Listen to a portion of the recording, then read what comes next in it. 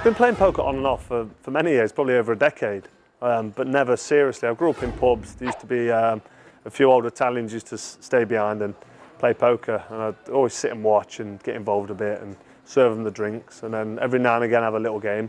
My older brother plays quite a bit of poker, and I've been playing online on and off for a few years, but nothing of this level, nothing of this sort of intensity. I've done a couple of tournaments here. I've done the UK WPT.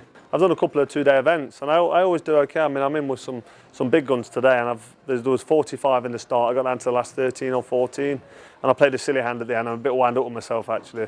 I thought I had the guy read well, and I bluffed him, and he called my bluff, and that was the end of it.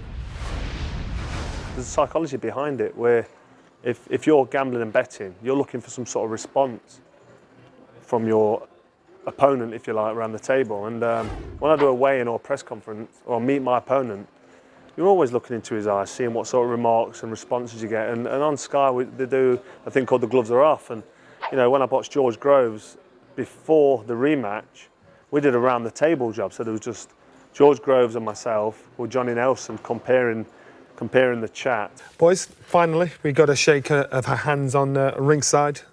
This has been a little tense. Do we get a shake of hands here? Would you like to shake my hand? I'd love to shake your hand. You'd love to?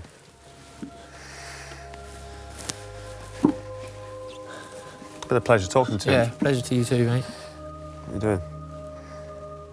We can all pull about a little bit. If you want to pull about, have a little pull and a push. You're up close and personal, and you're talking to them and you're telling them probably what they don't want to hear, and you're seeing how they react. And I'll ask questions and, you know, speak to them, speak to my opponents and see how the reaction is and how confident the reaction is. I give Groves a little shove at the Wembley Stadium on the press conference, and I saw his reaction, and I knew pretty much by his reaction what kind of person he was.